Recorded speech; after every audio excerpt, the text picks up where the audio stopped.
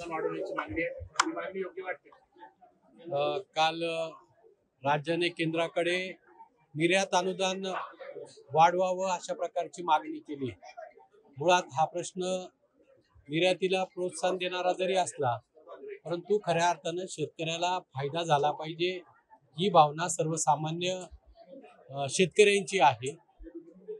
आणि मग ती भावना पूर्ण करण्याच्या दृष्टीने सरकार फारसे प्रयत्न करताना दिसत नाहीये।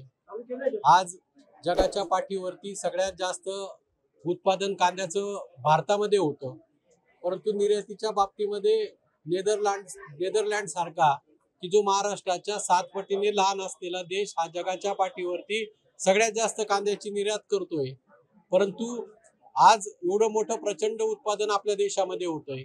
माझी सरकारला किंवा सर्व शेतकरी बांधवांची विनंती आहे की निर्यातीच्या धोरणामध्ये धरसोडपणा करू नये आणि 11 वर्षामध्ये जो 21 वेळा कांद्याची निर्यात बंदी केली, त्यामुळे आपली आजूबाजूच्या देशामध्ये जे देश आपले कायमस्वरूपी ग्राहक होते, बांगलादेश असेल, दुबई असेल, मॉरिशस असेल, व्हिएतनाम असेल, फिलिपाईन्स असेल हे किंवा दुबई असेल, ह्या सगळ्या देशामध्ये आपल्या देशाची भूमिका ही अतिशय आत्मघातकी झालेली आणि त्यामुळे कोणताही देश आपल्यावरती विश्वास ठेवायला तयार नाही।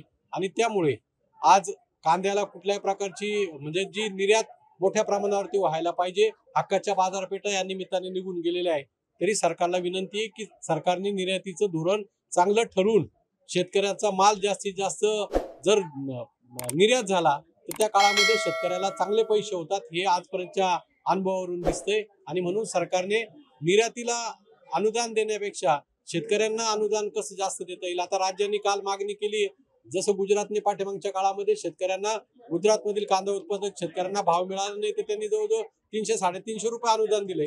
आज आपण बघतोय उन्हाळ कांदा ज्यावेळेस निघाला त्यावेळेस 1500 रुपये जवळपास भाव होता आणि आज 700-800 रुपयांनी म्हणजे 4 महिन्यामध्ये कांद्याच्या वजनात घट झाली आणि बाजार दर निम्म्याने कमी होत असेल तर शेतकरी मोठ्या प्रमाणावर हवालदिल झालाय, तो आत्महत्येकडे प्रवृत्त होऊ शकतो। आणि म्हणून सरकारने याच्यामध्ये ठोस भूमिका घेऊन काहीतरी केलं पाहिजे। अनुदान देण्याची मागणी शेतकऱ्यांची मागणी आहे, या सगळ्या संदर्भामध्ये आपण काही पाठपुरावा केला? मी पाठीमागच्या काळामध्ये केंद्रामध्ये पत्र दिलेलं आहे। मी संसदेमध्ये सुद्धा या प्रकारची मागणी केली आहे की गुजरात राज्य जर करू शकतं तर महाराष्ट्राने सुद्धा याच्यामध्ये लक्ष घातलं पाहिजे।